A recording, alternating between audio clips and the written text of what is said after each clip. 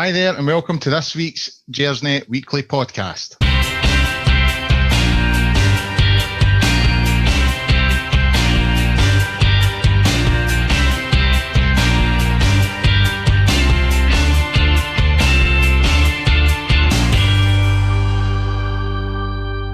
So maybe July and school, summer holidays and all the rest of it, but the football's back, the World Cup's gone, the proper stuff is back, and we're all looking at the Rangers games again.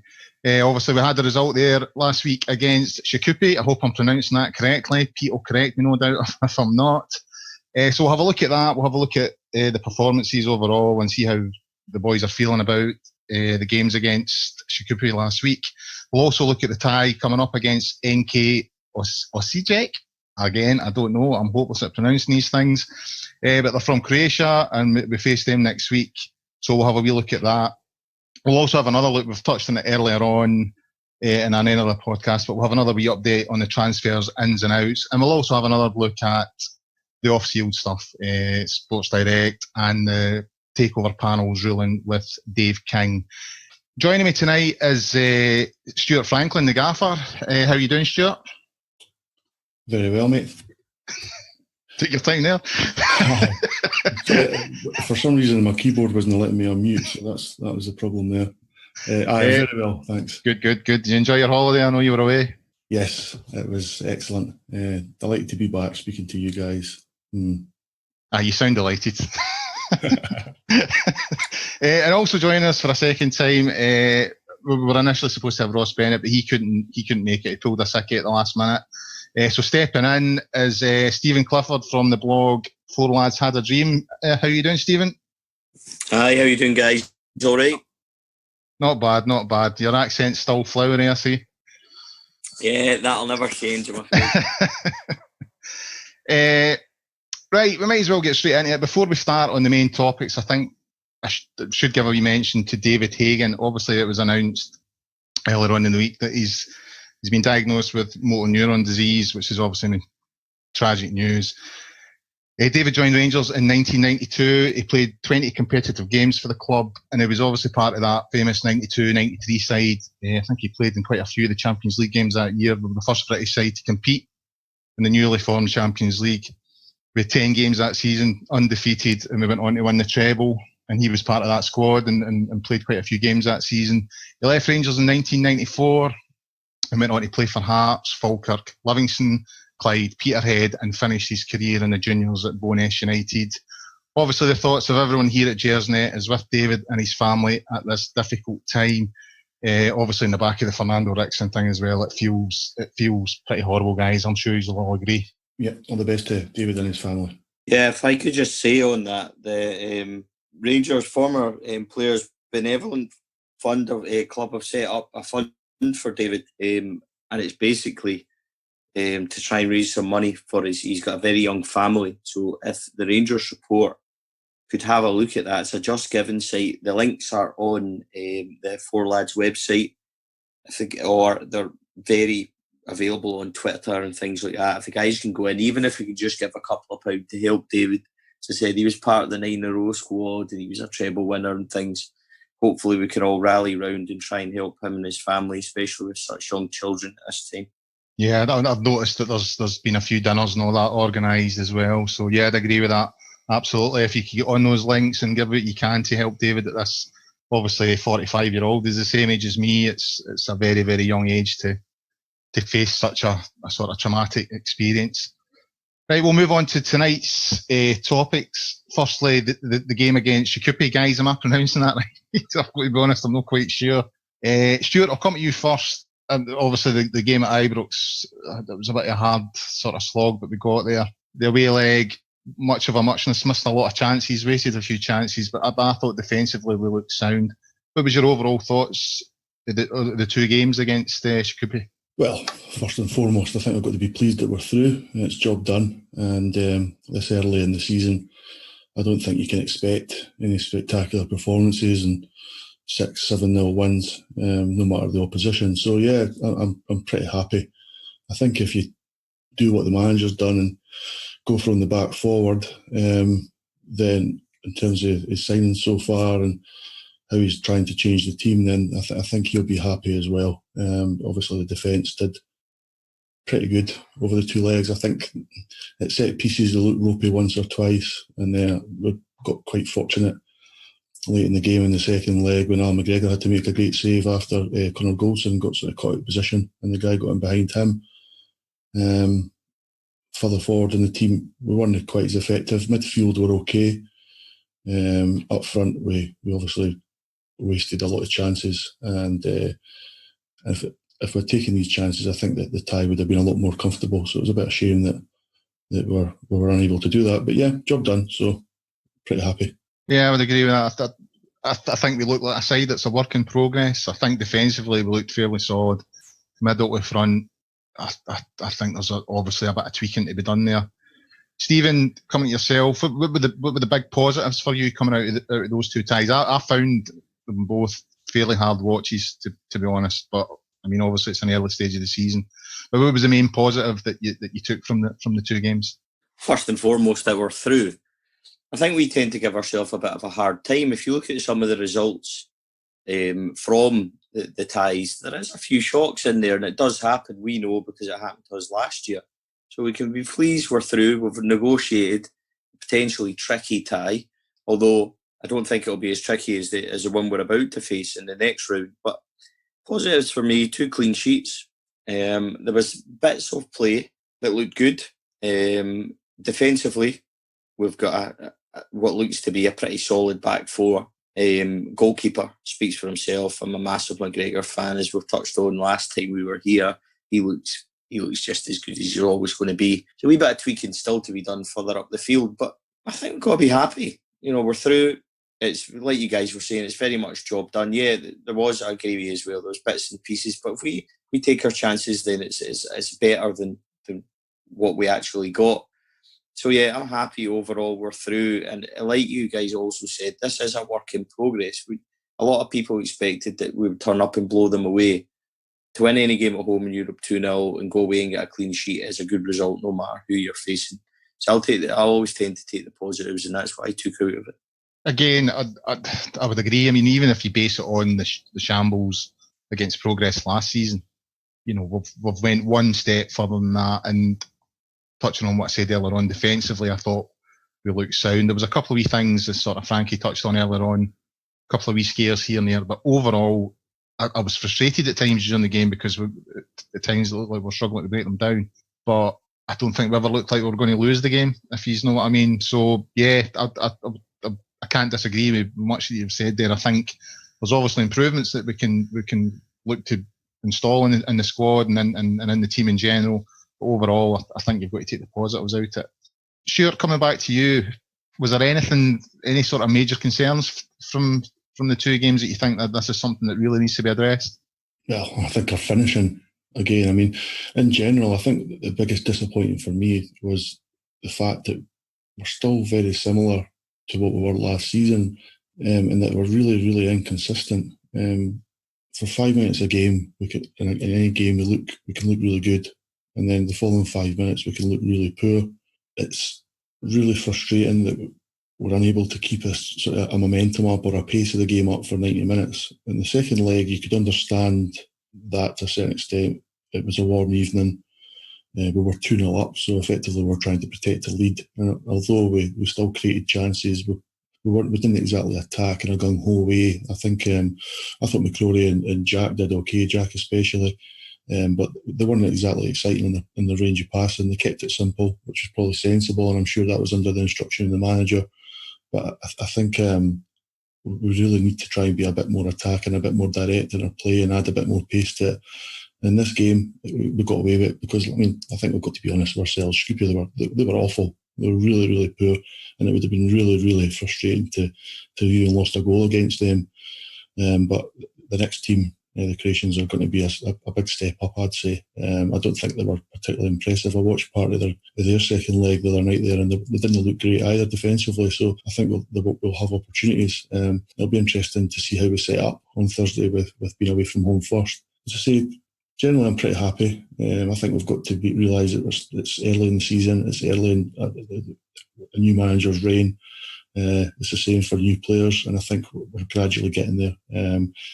We just hope that we can do that and keep winning at the same time. Again, there's no much that I could disagree with there, sure. The one thing I found frustrating was the tempo. You sort of touched on that there. I found middle to front at times. We were really, really plodding. Didn't move the ball about quick enough. And I think that's what frustrated me. So that's something that has to be worked on, I think. But I know it was only a friendly, but the friendly against Bury, I think they moved the ball about quite quickly that night, but it just never happened against Shkupi. So, yeah, need to work on that, I think. Another thing that really frustrated me was, and I think it's been a running concern for a while, is Alberto Morelos. Stephen, I'll come to you in this. Is time running out in this guy? Because he frustrates the hell out of me, because there's times he looks like a genuine player, like, he really could do a job for Rangers, and then there's other times he can't head, he can't shoot, he can't pass, and he's got a right sort of petulant, huffy look in his face, and I just wonder if time's running out for him. Is time running out for him in the first team as a first choice pick? Then the answer is absolutely yes. One thing that touching on the game there on Thursday night in the 0-0 was Gerrard's post match interview with Rangers Telly. 2 minutes it lasted, and in that time he mentioned 3 times how disappointed he was in our attacking play. He won't name individuals, but there's absolutely no doubt in my mind that Morelos will be getting told. The previous week, and the victory at Ibrox, Morelos got a bit of a bollocking in the dressing room for the last 10 minutes, his petulance, and also remember he got cautioned. So I don't think he's going to get away with what he got away with last year, and Gerrard will very quickly remove him from the side if he continues with what you were saying. Is sometimes you watch him and he just looks like he's not even interested. He looks like a player that he knows, well, nobody's coming on for me, so I can do whatever I want. And it's such a shame, because he's become like an enigma, a frustration, because that guy that started the first 6 months that scored the wonderful goals away at Easter Road when he turned into defender inside out and belted it home, that he doesn't even look like he's capable. Or what's even more worrying is that he doesn't even look like he's interested anymore. But we know how good he can be, and we need to try and hope that he is ready to get back into that frame of mind. So, to sum up your question, is his time limited? Then yeah, I think first team pick wise, is his time limited at Rangers? Depends if we can get an offer for him. I don't think there's any way that a proper offer comes in and we're saying no. There's been no interest this summer, despite the Fenerbahce rumours they were nonsense. So at the moment, all we can hope for is Alfredo gets his head back in the game, because we really need him firing instead of the performances we're watching at the moment. That's for sure. Sure, I'll bring you in, because you've been quite positive about Morelos in the past, and I get why. As I said earlier, there have been times when you think if he got his head straight, he could be a real asset to the club. But it's just getting so hard to put up a case for him now. Yeah, you're right, Colin. He's a really frustrating character. I think sometimes on the TV, though, you don't see everything that happens at a game. And I was on holiday for the first leg of the Shkupi game, and obviously most of us were watching the game on TV for the second leg. And I think that the service to Morelos has been pretty poor at times. I don't think we get the ball forward quick enough, and certainly in the second leg. So I can understand why he was a bit frustrated there. But in terms of his finishing, I mean, in the second leg, it looked like he'd never headed the ball before. There was 2 or 3 times Tav put on excellent crosses, and I think all 3 times it was like the equivalent of a sclaff with his head when he was trying to go for the ball. But when he did go for the ball, sometimes he didn't even go for it when he should have, or he didn't anticipate the fact that the defender wasn't going to get it. And that's where it's hard to defend the guy. Where I will defend him is the fact that he's had to play a lot of football in the last sort of year to 18 months. I think that excuse is wearing thin now, though, because he's had 4 weeks holidays and a full pre-season. But I think where we've let him down is the fact that we have it's like Stevie mentioned there, we've not had anybody else to play up front at all. So it's all going through Morelos. He has to work hard, he has to work the channels. The amount of times we see him out on the left and the right-hand side when he should be in the box, and nobody else even seems to make the run into the box. So even though Morelos comes wide, does quite good work in the channel, there's nobody for him to actually give the ball to in a more forward position. So I can understand why he gets frustrated. But at the same time, I think his attitude and his standard of play isn't good enough. Certainly inside the box, out in and around the box, he's still doing not a bad job of linking the play.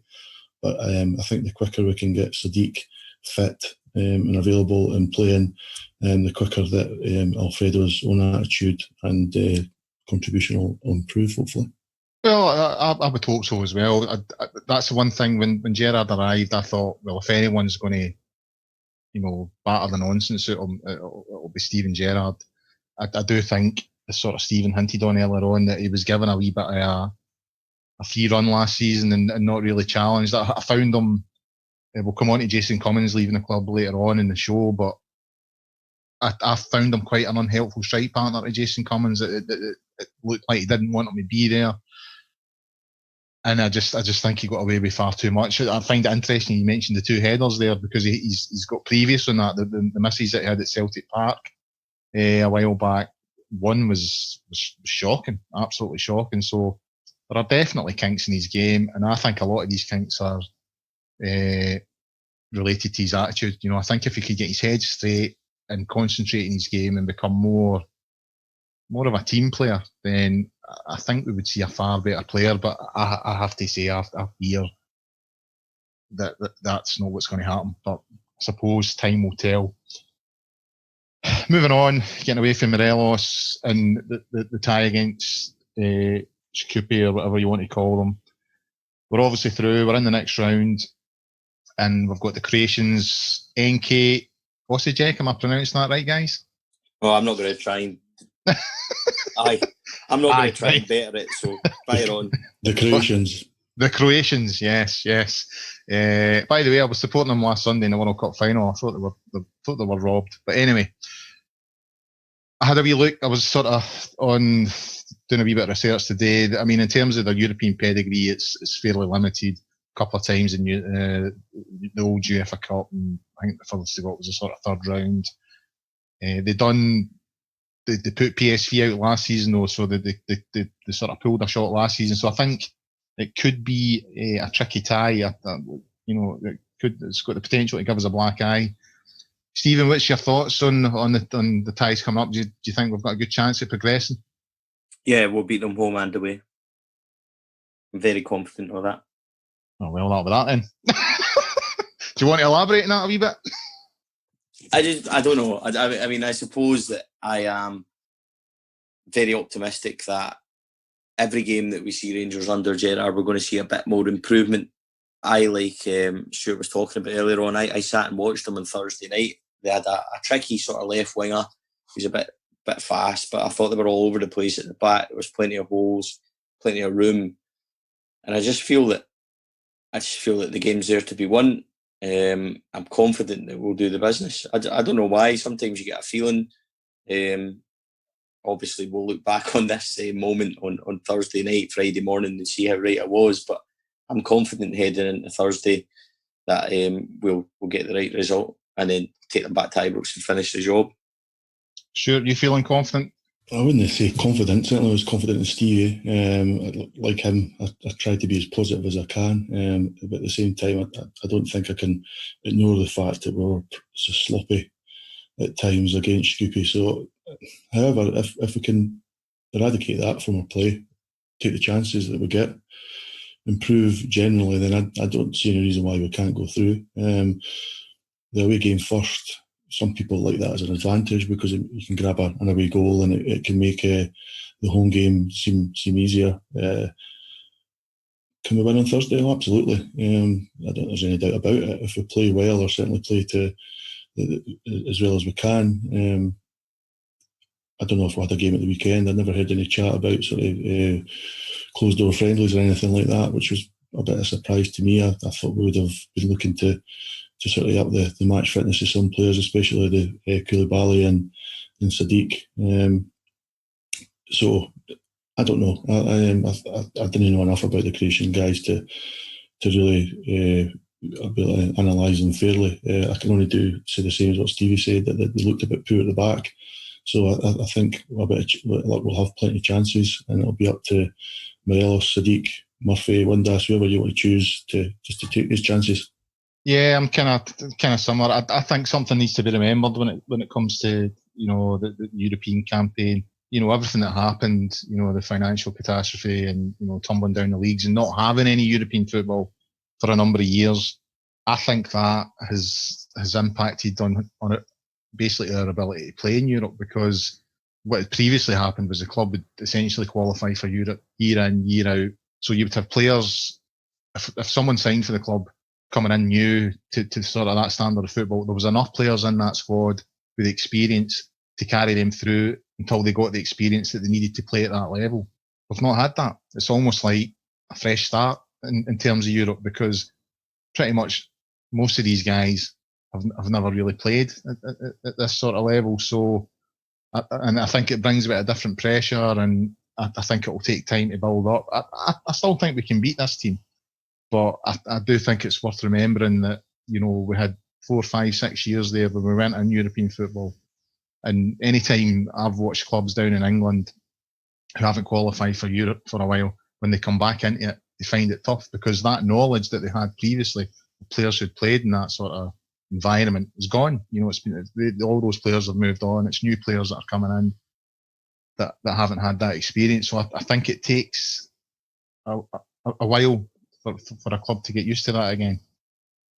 Stephen, coming back to yourself, if we get through this stage, I believe we've got another 2 qualifying stages, and then we would make the group stage. Are you confident of that, or do you think that might be, too much at this point? It depends on the draw, doesn't it? I mean, my hopes for Europe this year was that we would avoid a disaster, like pretty much what happened last year. So, and I wanted that if we were to go out, we were to go out to somebody of a decent standard. I'm pretty sure that the next qualifiers, if we manage to get past the Croatian team, that they would be a bit trickier. So for me, it's just, are we capable? Yeah. I mean, I'm always going to optimistically say we're always capable. Can we do it? Yeah, I think we can do it. But realistically, it depends on our draw. If we go out to a team of a decent standard and maybe the 3rd or the 4th qualifier, then yeah, put that down to a good experience under Gerrard, and let's hope we can get into the groups next year of the Champions League when we win the league this year, and then we'll go from there. Yeah. Stuart, would you agree with that? Yeah, it's pretty tough. Not just for us, for Celtic, Aberdeen. I mean, they've got a particularly tough draw against Burnley. So I think everybody, Scott Brown and their Doug, have been asking why we can't improve our coefficient. Well, firstly, the national team are struggling, and then our club teams haven't been doing great. I mean, even last year, Celtic did get to the group stages and lost over 20 goals in the process. I don't think they were complaining too much when the millions of pounds were rolling in. But that's all it is to them, Stuart. I genuinely think for Scottish clubs, getting to the group stages of the Champions League is considered a success now. I think once they're there, they don't bother about the results. It's just about the money. Yeah, and I think I can understand that to a certain extent. Maybe with the Europa League, the opposition might be seen as weaker. Looking at the teams that we can face in the draw tomorrow and in the next round, it's difficult to call teams like Zenit St. Petersburg weak, but we're Rangers, and although you don't want to be arrogant or condescending, we're a team with a lot of history, and we should be using that history and self-belief and confidence and a manager like Steven Gerrard to really say, right, let's go and beat teams like Shkupi, let's go and beat teams like the Croatians on Thursday, and whoever else wants to come and play us, and we'll give you a game, rather than worrying about getting beat and losing goals. Let's take the game to these teams and try and discover the form that we've seen in days gone by. I mean, even it was only 10 years ago that we were in the Europa League Cup final, remember? So we can do it. Times have changed a lot since then. The team's a lot different, but I don't think we need to be negative all the time. Realistic, sure, but I think we'll have to be positive as well. Absolutely. And I sort of agree with Stephen a wee bit. I think the draw would have a lot to do with it. But if I'm being honest, I having a look at it, I just think maybe the group stages is a bit much to hope for this season. I think I might be wrong. I hope I'm proved wrong, but ultimately it might prove something that goes in their favour if we don't make the group stages, because then we can focus on the league campaign and try and give that shower out of the road a challenge for the title, you know. So we'll see what comes out of it next week, and we look forward to it. Right, moving on, we'll have a wee look at the transfers in and out of the club over the summer. We had a wee look at this earlier on in our first podcast back after the pre-season, but there's been some movement since then, so we thought we'd have another wee quick discussion about it.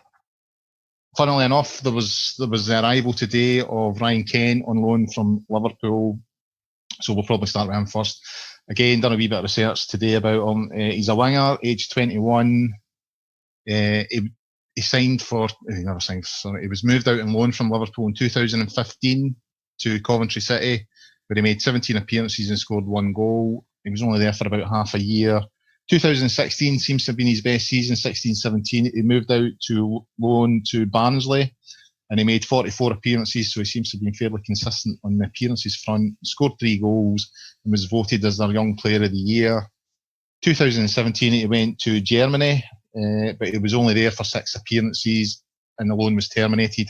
Rumour has it he stayed too close to Pete. He didn't enjoy it, so he came back home. And in 2018, he was sent out at Christmas Day to Bristol City on loan. So his career stats are 82 appearances in total, 4 goals. I've got some comments here from former teammates and a former manager, which seem quite positive. His former teammate at Coventry, Jim O'Brien, says he's one of the most exciting players I've ever seen. He can go past people as if they're not there. If he gets his final ball right, which he should because he's at a good club like Liverpool, he can achieve anything he wants. And his manager last season at Bristol City, Lee Johnson, said, Ryan is a great player. If he told me he was coming through our academy as a 20-year-old, I'd tell you he was going to be a £10 million player in the next few years. Sure, the movements in and out, obviously we discussed this earlier on, but there's been more movement since then. Obviously Ryan Kent's arrived, Sadiq's arrived, there's that other guy, Lassana Kubali, am I pronouncing that right? Koulibaly. I'm no expert, mate. No one or nobody else wants to host this when we've got these pronunciations. Right, so, there's been a bit more action in terms of the players coming in, so I think we'll talk about them first. We'll start with Ryan Kent. What did you think of that today? He just arrived earlier on today.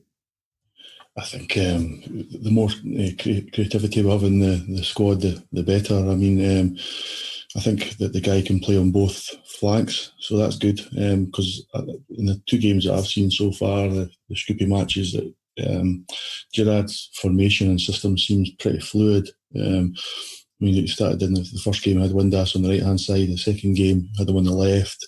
Murphy's drifted in and out from the wide areas into more central areas, and even Morelos, as I said earlier, he can sometimes move out to the flanks as well. And Candias, I think I don't think he's done very well actually in the 2 games so far, which is a bit of a shame after a good season last year. But I think, as I say, there's a lot of sort of fluidity in the side, and I think Ryan Kent will give us more of that. He's a bit more direct. He's got a bit of pace. Sure, his career hasn't perhaps taken off as much as we'd like. The loan deals have been somewhat inconsistent. We can only hope that he does well at Rangers. And I'd like to also say I hope he doesn't get too much game time to the detriment of somebody like Glenn Middleton. However, I think Middleton's still pretty raw actually from what I've seen. So Kent's a wee bit older, so he hopefully he's obviously had a bit more first team experience. So yeah, it's an encouraging signing. We can only wait and see.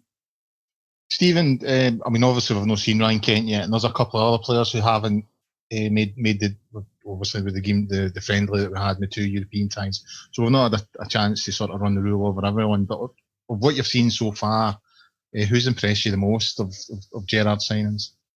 It's got to be the defenders. I think that Connor Goldson looks every bit like a £3.5 million player, which is big money for us these days. So he looks strong, he looks commanding, he looks controlled. Interesting, there was a cross ball in the second leg there on Thursday night, and he managed to clear it almost up to the halfway line, but he started an attack for us. And that's the kind of presence we need. I've also been hugely impressed at left back by John Flanagan. I think he looks a wee bit more unfit than the other boys does, so it might take him a wee bit longer to get up to speed. But I think he looks solid. He's good in the tackle. And something I like about John Flanagan is that a couple of times that our players have been taken out, he is right there in the next phase of play, and he makes sure that that person knows all about it. And I think we've missed that. I think that Flanagan will be a very astute performer for Rangers.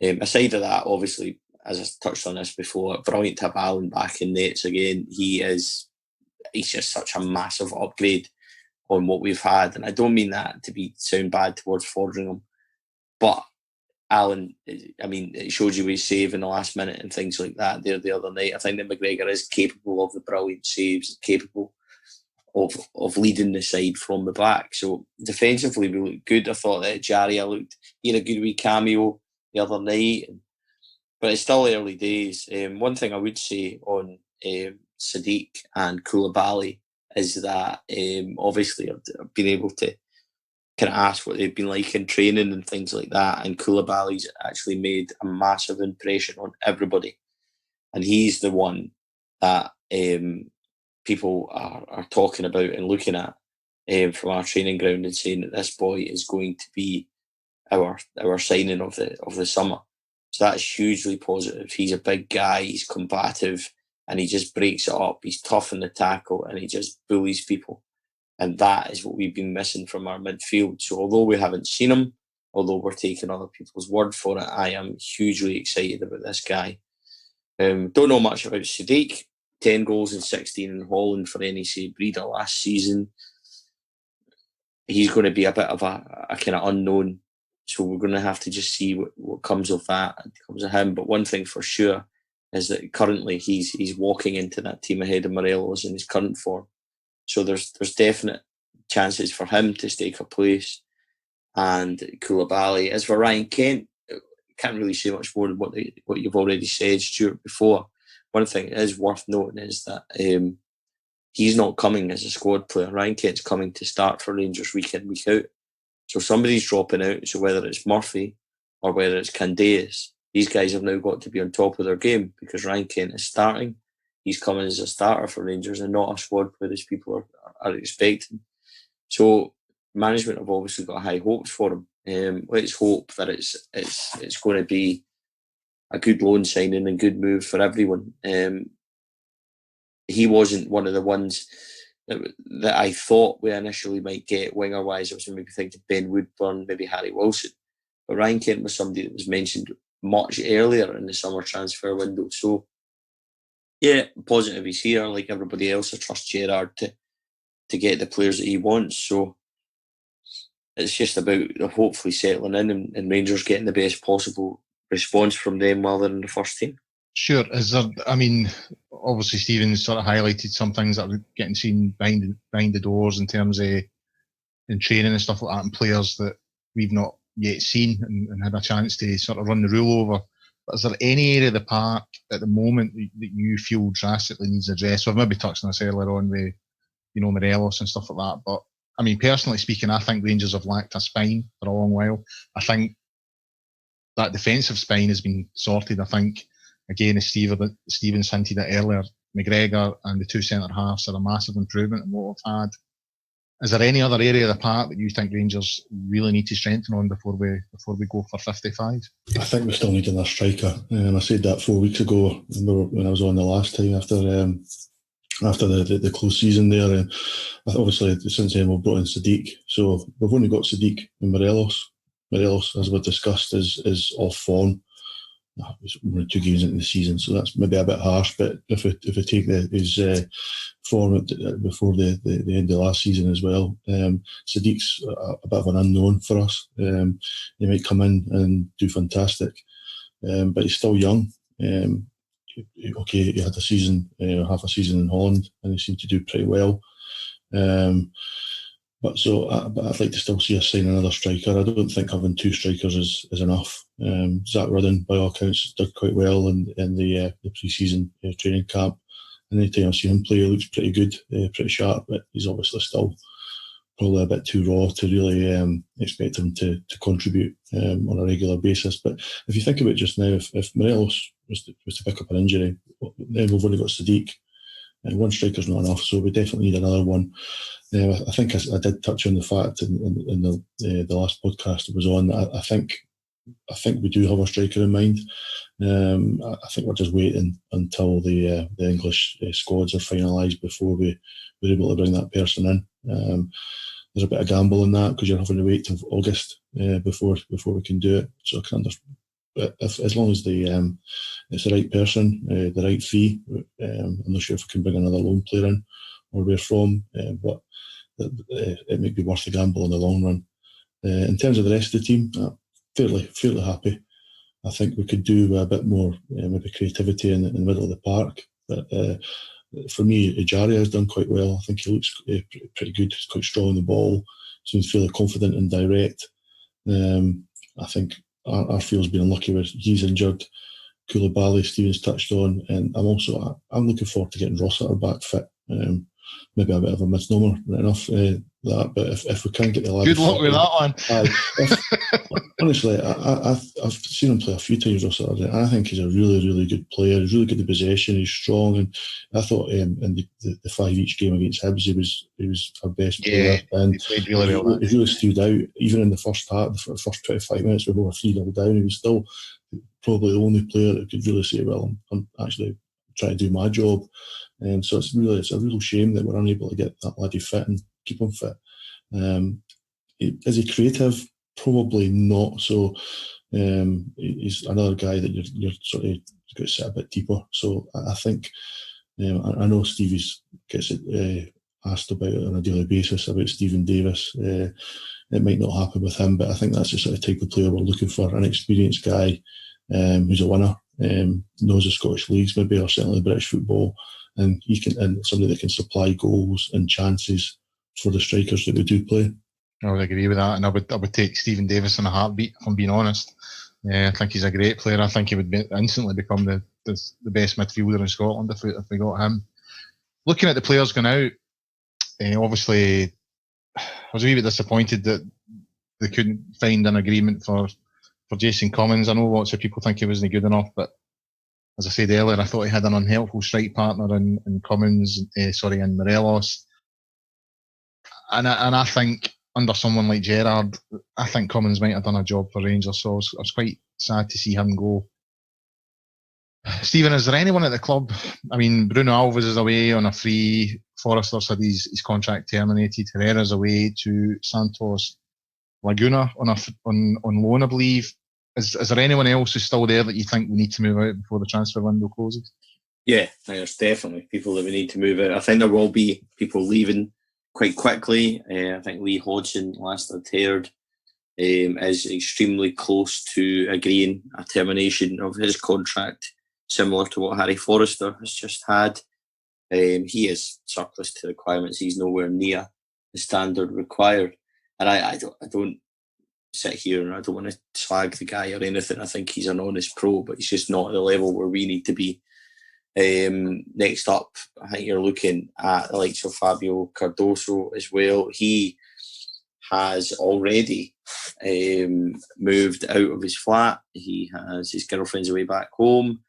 He has stopped his lease in his car and everything else. So he, by all accounts, from what we're hearing, is as soon as we get our centre half in the door, he's getting released as well. So I think it's very much a case of these guys are front of. The other news that I had, depending on what you want to believe, is that we are actively looking to put West Fordringham out. A lot of people have said between 2 and 3 million. I think closer to 500,000 of West Fordringham will be gone.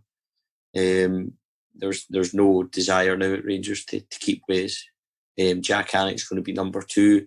Looking at Robbie McCrory going out on loan, and Aidan McManus will provide a third goalie should we need it, and if anybody needs to step up. Aside of that, others that are leaving off the top of my head, I still think we're too heavy in midfield.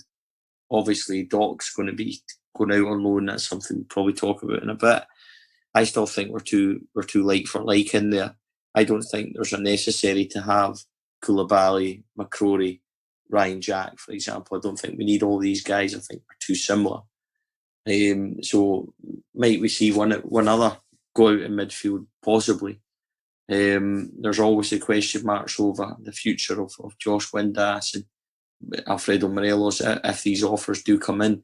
I'll repeat what I said all summer. I don't see us being difficult to deal with for any player that we've got in our squad, aside to the guys that have just been brought in. One of the two might be we want to keep, but you're talking about bids of 3-4 million for the likes of Josh Windass, etc. Then he'll be gone. Similarly, West Fordringham is going to be away. These guys, I don't think there's any danger that Rangers will be difficult to deal with. So yeah, I mean, I still think, although there has been a lot of ins and outs, something I've always said as well is we're going to have a massively high turnover, and I still think there's at least another 3 coming in, and there's at least another 5 or 6 going out the door. So there's plenty of movement still to happen. Yeah, it's interesting that you mentioned Greg Docherty there, because I'm going to start talking about him now. But I'll go back to what you mentioned there about Wes. I mean, obviously there was a news earlier this week that Wycombe is about to move for about 5 million, and obviously a lot of Rangers supporters have went into sort of overdrive in terms of a frenzy about how can this happen. We don't value our players highly enough. Is there maybe a chance that we're undervaluing Wes? 500,000. I mean, don't get me wrong, I agree. I don't think he is of the required standard to play for Rangers. I think he's a decent keeper. I think Wycombe's a decent player. I just don't think he had a strong enough mentality to play for Rangers. And I think, I don't say that as a slight on the boy. I think there are only very few people that can play for clubs like Rangers and Celtic and all these sort of top clubs where the expectations are unrealistic. There's no other word to put it. It is you have to win. And if you don't win, you're getting dogs abuse. Sally McCoy used to say, they don't even give you one lost game. They give me one missed chance, and then that's it. The stick starts coming for the stands. I think it takes a certain type of character to put up with that and perform under that sort of pressure. And I don't think Wycombe was able to do that, and I don't think Wes is either, but I don't think that necessarily makes him a bad goalkeeper. So is there a chance that we're undervaluing Wes? Is there a chance that if he goes for 500,000, as you're suggesting, Stephen, that he goes down south, and even if he ends up in the Championship, he could move for 3, 4, 5 million further down the line? I think the thing with that is as well is that the prices down in England are absolutely crazy. Do we undervalue our players in terms of their market? Certainly. Do we undervalue them for what they're really worth? I don't think we do. I don't think that Wes Fordringham is worth £2-3 million. I think he's worth 500,000, £1 million at most. I think he's a good, decent goalkeeper who saves shots you would expect. Aside of that, I don't think there's much there that would make him a £2-3 million, £4 million goalkeeper. Wycombe was a criminal piece of business by Rangers last summer. More to do with the manager just simply wanting him out the door. We got less than 200,000 for him. There's no sell-on clause, and that's a particularly poor piece of business, especially for somebody like Wycombe. I think that would have flourished under Gerrard. A different kind of mentality and character. Pedro wanted his own players in there, and selling Wycombe for me was a mistake, even if he's quite actually a similar position to what Morelos is in at the moment. He had a great start and then hit the kind of barren run that the Morelos is looking low in confidence and things. But I think that Waggy was strong enough to turn that round. So I was disappointed in that. But I suppose it just depends on the manager and what you can produce for him. Obviously, Pedro wasn't interested. But going off on a tangent slightly, do I think we undervalue our players? Then sometimes we do, but in terms of ways, no. I mean, I think if we were to get 5,750,000 with a sell-on clause, I would think that's quite reasonable business for Rangers. Sure. Stephen mentioned Greg Docherty there. I don't know how you felt. I was really disappointed to hear that Rangers were looking to put him out on loan. There are obviously aspects of the boy's game that he needs to work on. I always felt his distribution was a wee bit ropey. I thought his reading in the game was really good. I thought he anticipated a lot of things, broke the play up well, and to me, he looked like one for the future. So I was really, really disappointed to see, that they're looking to move him out on loan at the moment, especially when you consider, and again, I don't want to be horrible, but someone like Andy Halliday, whose performances in the last year or so have been really poor, is still sort of appears to be he's going to stay at Rangers at this present moment in time. So how did you feel about that? Greg Docherty, really, really disappointed that he's getting moved on. Aye, I don't think we want to see any young Scottish players struggle at the club when they come in. I mean, especially when we spend £600,000 on them. Just to go back slightly to what you were talking about in the last few minutes, I think we do undervalue our players. I think that unfortunately it's a symptom of the last 2 or 3 years. We were changing manager every 6 to 12 months, and we're making huge squad changes. It's teams that don't have to do that. They can allow players to sit in the fringe for a while and try and make money. Somebody like Wes or Cardozo, you can see right, they're not getting a game, but we still rate them at a decent amount of money, so we can stick them out on loan and try and get, and hopefully they'll do well at the loan club and sort of retain some of their value. I mean, I think Wes Foderingham is worth a lot more than 500,000. Maybe it's a goalkeepers union in me. I don't know, but I don't think he did a huge amount wrong in his time in the first team. I don't think he was hugely impressive at times. I think he was a bit suspect for long distance. However, I think one of the things Wes had, or one of the big positives, he was really good with the ball at his feet. I appreciate some Rangers fans probably disagree. He maybe took a bit too much time on the ball. And was probably too confident at times, possibly is the argument there. But I think he does have qualities that are worth putting out there if you want to sell him. And I think it's a bit strange what's happened to Wes in the last 2 to 3 months, actually. Clearly Gerrard doesn't rate him, which is fine, but to have him sort of not involved at all with the first team, and it seems a bit strange and a bit disappointing.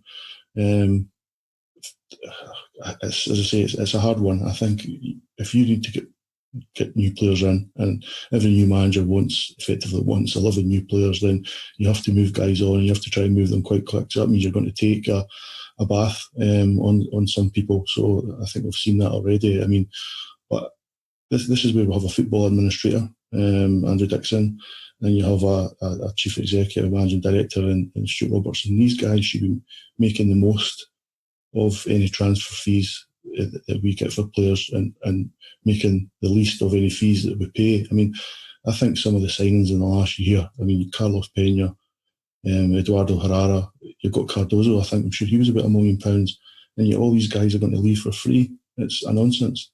And I think somebody has to take responsibility for this somewhere along the line. It's okay saying blaming manager A or manager B, that's fine. But if you're on the board, then you should say, right, hold on a minute, you're supposed to be a good manager. Let's work with the players you've got and show that first before we throw £10 million at you. I would agree with that. I mean, certainly, I felt someone's head should have rolled for the appointment of Pedro and everything that followed, and Pena and all the rest of it. All those players that we brought in, it's just chucking good money after bad. And you make a valid point that because we've been so unsettled over the last 3-4 years, new appointments practically every summer. When someone else comes in, they want to do it their own way, and then we're letting players go for next to nothing, players that were spent good money on. Going back to Docherty though, I genuinely really disappointed for the boy. As I said, I thought he looked like he could be a really good player for Rangers, and that may still happen. But you would have to say that if someone comes in and their first idea is to put you out on loan, especially when you were, you've made a few appearances for the club, then I don't think it bodes well for the boy. And part of me wonders if it's got anything to do with this incident in the dressing room after the semi-final defeat. Obviously Lee Wallace is he's persona non grata. Greg Docherty seemed to fall out of things after that game as well. I just wonder if anything's sort of linked to that. I know I'm speculating there, but it just seems odd that he's so quickly sort of disappeared from the picture. So yeah, disappointed, but we'll take it from here. If I could just say on that, on Docherty, nothing happened with Doc in the semi-final in the dressing room. He had a bit of an argument with Morelos. There was a nonsense report which ended up the club got an apology for, saying that he was involved in a scuffle in the tunnel, which is absolute nonsense. Nothing happened. So I actually know Greg's best mate, and that was one of the things I asked him. And it's nothing to do with that. Greg's future at Rangers has been assured. They're just basically looking at game time, and they don't want him stagnating. They actually took him out of the squad towards the end of last season to protect him and get him fully fit for this year. And they've decided the best course of action is a loan move, and they're looking at a short-term 6-month loan move. Sunderland looked odds on at the end of last week there, at the middle of last week, but they have walked away from the deal. Subsequently, Jack Ross said they were never interested, which is a nonsense. But we just need to wait and see what happens with Craig. But I think it's more a case of, like I was saying before, we're top heavy in midfield that are similar. And if he wants another body in there, which I suspect he might, then other people have got to move either short term or long term. Greg's one of the casualties in that. But I don't think it's the end of Greg Docherty's Rangers career. I think it's basically just we'll get you out, we'll put you out, and we'll bring you back. Hopefully you will have progressed as we expect you to. Our final topic for tonight, we'll have a wee look at some of the off-the-field stuff, which unfortunately has dominated the sort of headlines surrounding Rangers for far too long now. It's been 6-7 years or whatever it is now. Feels like we're getting to the end of it, but there's two pretty big things going on at the moment. Obviously, Sports Direct. We had the Hummel announcing the new kits to much controversy. And then Sports Direct have sort of taken the club to court, and there's now a ban on the kits being sold at the moment while it all goes through the sort of legislative process. Stuart, how much longer do you think this is going to go on for? Because it does feel like Rangers paid, I think, $3 million last year, and you kind of think at that point, they've paid $3 million, Sports Direct have been compensated. Can you see an end to this? Because it's starting to nip my head, if I'm being honest. No, unfortunately not. I think King and Ashley are clearly the best of friends. So I think any time one or the other can make the best of any sort of legal jargon, I think they'll make the most of it. And the kits and the retail deals, there seems to be an ongoing omni-shambles, to be honest. I don't understand how you can pay £3 million 1 year to sort of get yourself out of contract, and then a few months later or a year later we're still in the same contract and still arguing the same stuff in court. It seems to be a bit of an own goal on our side. As much as I hate Ashley, as much as most Rangers fans hate Ashley, if we've left a back door in a contract for him to take, he'll open the door and walk right through it, because his own company obviously have lost money recently, and he'll be trying his best to make up any pennies back he can through Rangers, and certainly through Dave King. So yeah, it's a bit of disappointment. I think the Hummel kits look pretty nice. In a Rangers fan I've spoken to likes all three of them, so I think it's a shame we kind of get them in the shops, get them sold, and start making money for everybody concerned. But unfortunately, Ashley, obviously he wouldn't be making money, so that's why he's standing firm. Stephen, we've also had the other issue as well with the court ruling on King from the takeover panel.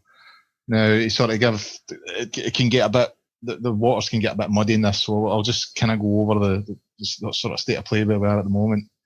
You know, King was sort of effectively given a final warning by the highest court in the land that he has to make an offer to other shareholders, which will total around 11 million. If he doesn't do that, he could possibly face a contempt of court hearing at the behest of the takeover panel, although he's faced this sort of stuff before and for a different situation and won his case. However, this does seem, you know, Lord Bannatyne and his ruling was quite abrupt and, you know, stated in no uncertain terms that King has to make this share offer, you know, or else.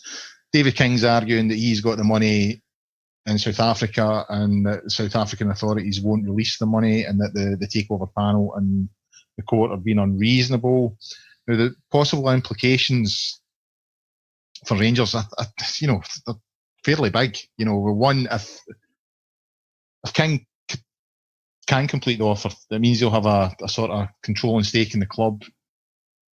If he can't get this money out of South Africa and the takeover panel, you know, they say, well, you've not done what we've instructed you to do, the sort of word is that it could result in a period of uncertainty for the club, and that the 6 million share offer that was sort of being proposed, that's going to be the first casualty.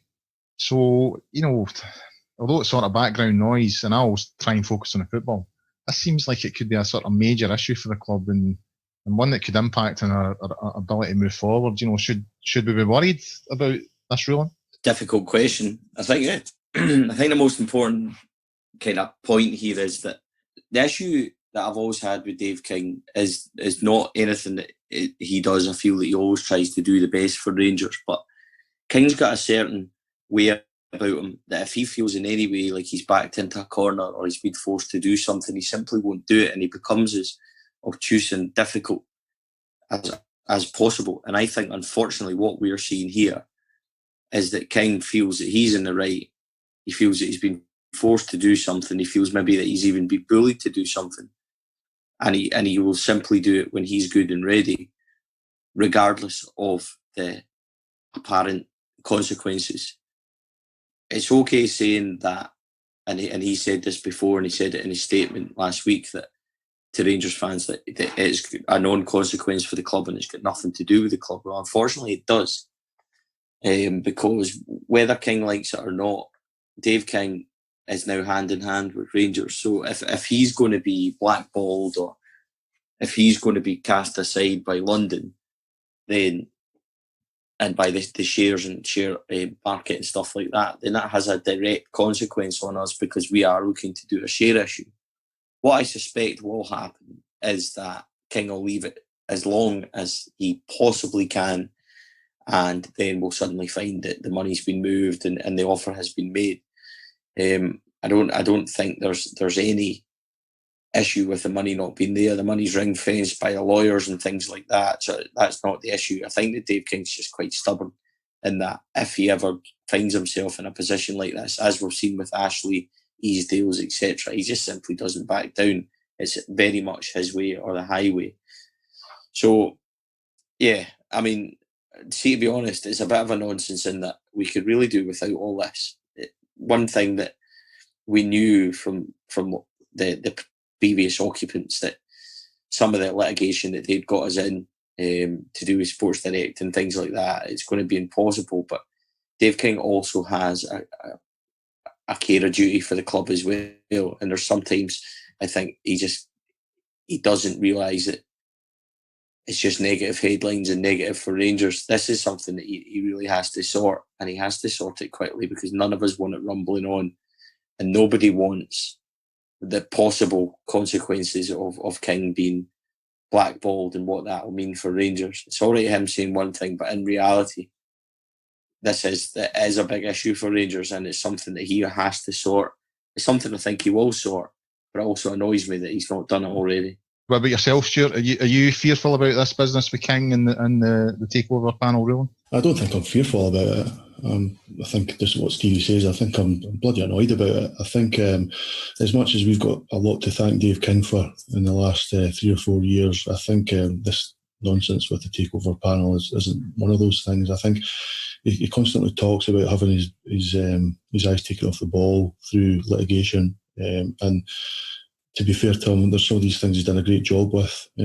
Ashley, in part, the SFA and the SPFL recently, he seems to be doing quite well. So I think we can't be overly critical or frustrated when sometimes it doesn't come off for him. But I think with the takeover panel, it's not working. I think anybody that's fair-minded would appreciate there was a concert party, and I think the quicker he can pay or make the offer, the better for all concerned. I think it's better for the club. I think it's better for his own reputation.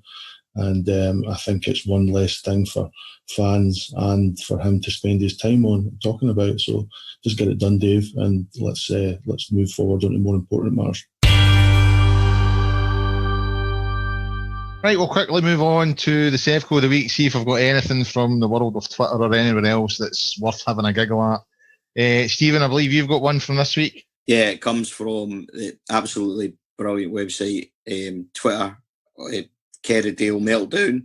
All right, aye. And they to be fair, that they are the source of most of our material. Yeah, they're indeed. It's a must follow, I think, if you're a Rangers fan on Twitter. But they have their one this week, which really made me laugh, was Sevco haven't paid an outstanding debt and their travel partner has stopped all arrangements until it's settled.